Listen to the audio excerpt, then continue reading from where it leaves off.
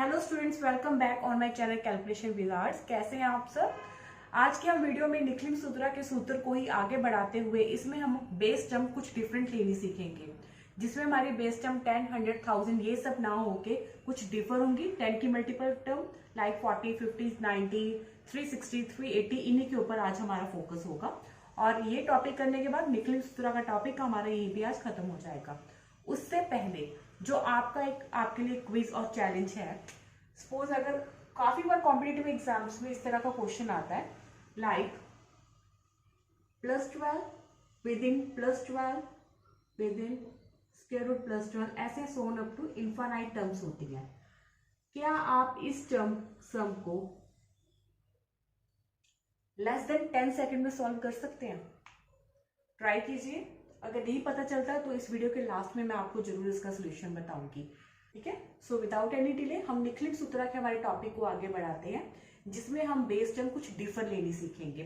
Suppose हमारे पास जैसे एक सम है 48 मल्टीप्लाई बाय 49। ठीक है, इसमें अब बेस टर्म अगर मैं 100 लूं, अगर हम सपोज 100 लें तो यहाँ पे यह माइनस करके -52 और -51, ये भी तो कैलकुलेशन इसी की तरह हार्ड ही आ गई। तो इट मीन्स यहाँ पे हमारा 100 बेस ठीक नहीं रहेगा। इसमें नियरली अबाउट 10 की मल्टीपल टर्म कौन सी है? 40 भी हो सकती है, 50 भी हो सकती है, आप कोई भी ले सकते हो उसमें से। मैं ले रही हूँ 50। ठीक है, 48 50 से कितना कम है? जैसे हमने 100 वाले में किया था, -2। 49 50 से कितना कम है? -1। बाकी सेम ऑलमोस्ट वैसे ही है, सिर्फ एक डिफर आएगा इसमें, जैसे हमने पहले किया था। राइट हैंड साइड पे जो टर्म आ रही है उनकी आपस में मल्टीप्लाई कर दो। -2 multiply by -1, minus minus cancel, that is 2 + 2, 1 0 1 term. ठीक है, फिर से वैसे क्रॉस में अकॉर्डिंग टू सिंबल प्लस और माइनस। अब यहाँ पे क्या हो जाएगा? 48 - 1, 48 - 1 47, और 49 - 2 दैट इज ऑल्सो 47। अब जो हमने बेस टर्म ली है उसका भी कुछ मीनिंग है। ठीक है, जीरो को छोड़ के जो टर्म आ रही है, जीरो को छोड़ के इसमें आ रहा है अभी 5, उसको लेफ्ट हैंड साइड टर्म से मल्टीप्लाई कर दो। ठीक है, जीरो को छोड़ के 5 आ रहा है, 5 को 47 से मल्टीप्लाई कर दो, तो ये क्या आ जाएगा? 235। So answer of this question is 48 multiply by 49 is 2352। जैसे हमने पहले 100 वाला किया था सेम वैसी है। बेस टर्म हमने ली 40 और 50, आप कुछ भी ले सकते हैं। 50 लिया मैंने, 48 50 से कितना कम है? -2। 49 50 से कितना कम है? -1। राइट हैंड साइड की आपस में मल्टीप्लाई की, दैट इज 2, और इनके अकॉर्डिंग टू सिंबल हमने प्लस और माइनस कर दिया।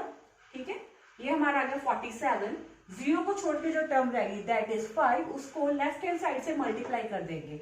मल्टीप्लाई करने के बाद हमारा है 235, और पीछे ये वाला 2 ऐड हो गया, 2352।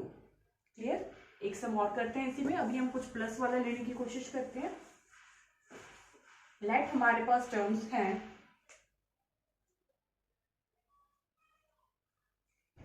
231 और कुछ ले लेते हैं 237।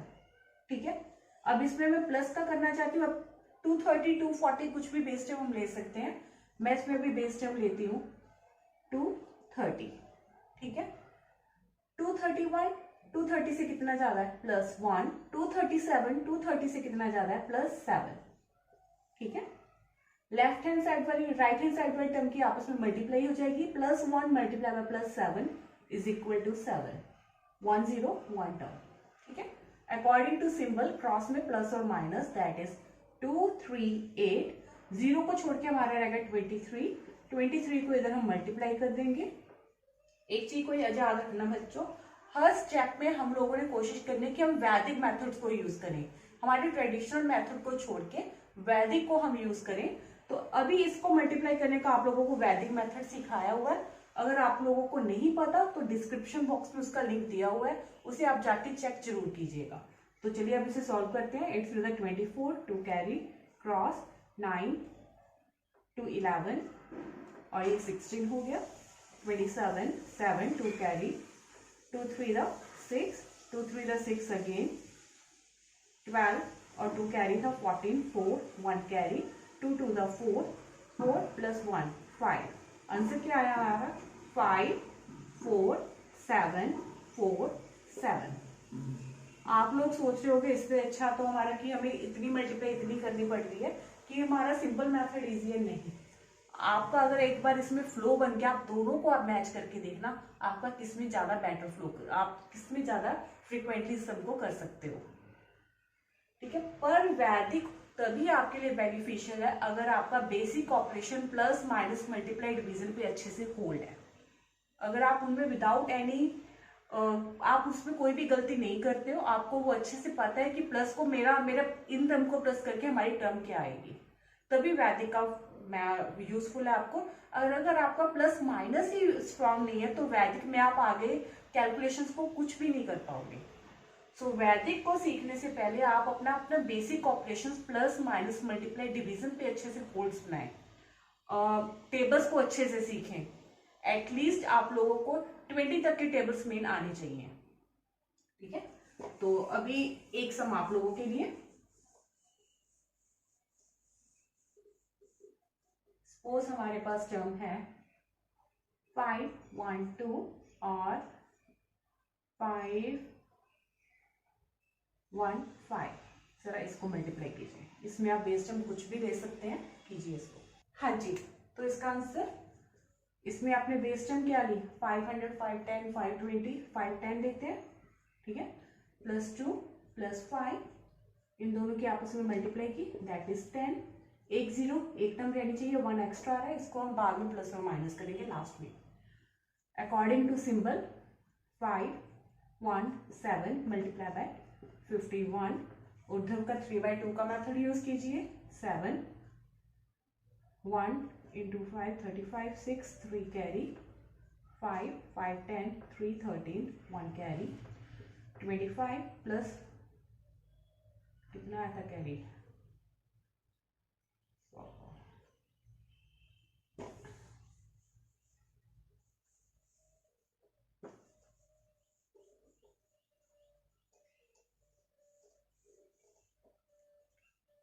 हाँ जी, इस सबको अभी करते हैं हम लोग। इसमें बेस टर्म हमने क्या लेंगे 5 10 कुछ भी ले सकते हैं, 5 20 भी ले सकते हैं आप लोग। 5 10 +2 +5 दैट इज 10। एक जीरो एक टर्म रहनी चाहिए, 1 एक्स्ट्रा आ रहा है, इसको हम बाद में प्लस और माइनस करेंगे मल्टीप्लाई करने के बाद। According to symbol 5 1 7 multiply by 51। यहाँ पे हम ऊर्ध्व का यूज करेंगे। ऊर्ध्व का मेथड अभी मैं यहाँ पे नहीं बता रही हूँ क्योंकि मुझे ये लग रहा है कि आप लोग वीडियोस को देखते आ रहे हैं तो आपको वो मेथड क्लियर है।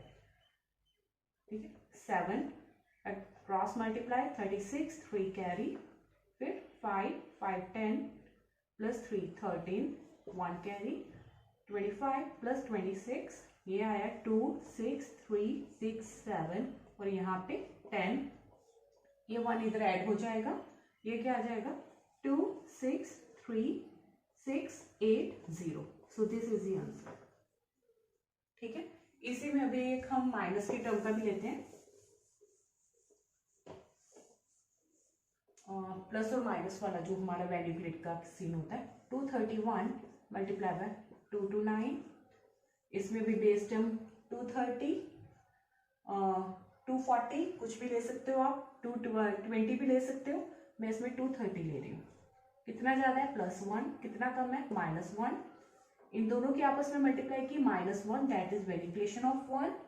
अकॉर्डिंग टू सिंबल प्लस और माइनस 230 माइनस कट करके 23। ठीक है, ये आपका मल्टीप्लाई करके आ जाएगा 5290 वेरिएशन ऑफ 1। ठीक है, ये मैंने 23 का बेसिकली जीरो पीछे लगा के 23 का स्केयर लिख दिया 5 to 9। सिंगल टर्म के ऊपर वेरिएशन है, आपको लास्ट वीडियो में बताया गया था। सिंगल टर्म की वेरिएशन हो तो उसको हम 10 में से माइनस करेंगे दैट इज 9 और आगे वाली टर्म में से 1 माइनस, यहाँ से 1 माइनस होके क्या आ जाएगा 89 5 2 8 9। अब हमारे पजल की तरफ हम लोग जाते हैं। इस तरह के सम्स जो है ना वो मोस्टली कॉम्पिटिटिव एग्जाम्स में ऑब्जेक्टिव टाइप क्वेश्चंस में आ जाते हैं, जिसमें आपको ये क्वेश्चन अगर आप इन पूरे अच्छे से इलेबोरेट करोगे तो आपके मैं कहूँगी 30 to 40 सेकंड आराम से निकल जाएंगे। बट अगर आप इसमें कुछ क्विक ट्रिक्स को यूज करोगे तो आपका ये सब हार्डली 10 सेकंड में होने वाला है। लाइक अगर हमारे पास इनफाइनाइट में स्क्वायर रूट को सॉल्व करना हो तो इसके लिए हम क्या करेंगे, जिस टर्म का हमने इनफाइनाइट स्क्वायर रूट सॉल्व करना है, जो लाइक हमने 12 का करना है, तो आप इसके फैक्टर बनाइए। पर इसके जो फैक्टर होंगे वो डबल डिजिट टर्म में होंगे, 3 या 4 के मल्टीपल्स नहीं होंगे। लाइक इसके फैक्टर आप 2 मल्टीप्लाई बाय 2 मल्टीप्लाई बाय 3 इस तरह के फैक्टर्स नहीं लोगे। डबल डिजिट पेयर में जो आएंगे आप वो लोगे, बट वो पेयर हमारा कॉन्जिक्यूटिव नंबर्स का होना चाहिए। 12 के भी और फैक्टर्स क्या आ सकते हैं, 6 मल्टीप्लाई बाय 2 आ सकता है, 3 मल्टीप्लाई बाय 4 आ सकता है। 6 multiply by 2 is not a consecutive number pair, ठीक है, but 3 multiply by 4 is a set of consecutive numbers. तो 12 के यहाँ पे फैक्टर क्या आएंगे हमारे, 3 मल्टीप्लाई बाय 4। स्क्वायर रूट में जो नंबर है उसका आप कॉन्जिक्यूटिव पेयर देखोगे, इसका सेट आ गया हमारा 3 मल्टीप्लाई बाय 4। क्लियर। अगर प्लस का सिंबल आ रहा है इनफाइनाइट सीरीज में तो बड़ी टर्म आंसर होगी, दैट इज नंबर 4। अगर इसकी जगह पे माइनस का सिंबल आता तो यहाँ पे हमारा 3 आंसर होता। प्लस का सिंबल है तो ग्रेटर टर्म हमारा आंसर है, और अगर माइनस का सिंबल है तो लोअर टर्म हमारा आंसर है। इसी में अगर हमारी सीरीज एक और आ जाए, लाइक 380 380, ऐसा कुछ इनफाइनाइट सीरीज आ जाए इनकी, ठीक है। 380 के पेयर क्या होंगे कॉन्जिक्यूटिव, 20 मल्टीप्लाई बाय 19। अब प्लस का सिंबल है तो आंसर क्या होगा 20, इसकी जगह पे अगर माइनस का सिंबल होता तो आंसर होता 19। है ना मजेदार ट्रिक। अगर आप नॉर्मल मेथड करोगे, नो डाउट अगर आपको मैथ्स के एग्जाम में ऑब्जेक्टिव टाइप क्वेश्चन नहीं आता तो आप इसे फुल इलैबोरेट करोगे, तब आपकी ये ट्रिक काम नहीं आएगी। ये ट्रिक आपकी सिर्फ काम आएगी ऑब्जेक्टिव टाइप क्वेश्चंस में, जब आपने सिर्फ टिक करना हो आंसर को। आपने एग्जाम में फुल इलैबोरेट करना होता है, फुल एक्सप्लेन करना होता है, तो वहां पे आप अपने ट्रेडिशनल मेथड ही यूज करेंगे, ठीक है। ये सम आपका तभी होगा अगर आपकी टेबल्स आपको अच्छे से आते हैं, अगर आप फैक्टराइजेशन को जल्दी फास्ट कर सकते हैं, ठीक है। सो स्टूडेंट्स, इन टॉपिक की आप अच्छे से प्रैक्टिस करते रहिए, और अगर आपके प्रीवियस टॉपिक और इस टॉपिक को लेके कोई डाउट है तो कमेंट बॉक्स में अपने वो डाउट्स मेंशन कीजिए। मैं भी चाहती हूँ कि आगे मूव ऑन करने से पहले आपके सारे डाउट्स क्लियर हो, सो दैट आप आगे वाले टॉपिक्स में पजल ना हो, ठीक है। So see you students in the next video. Stay happy. Thank you.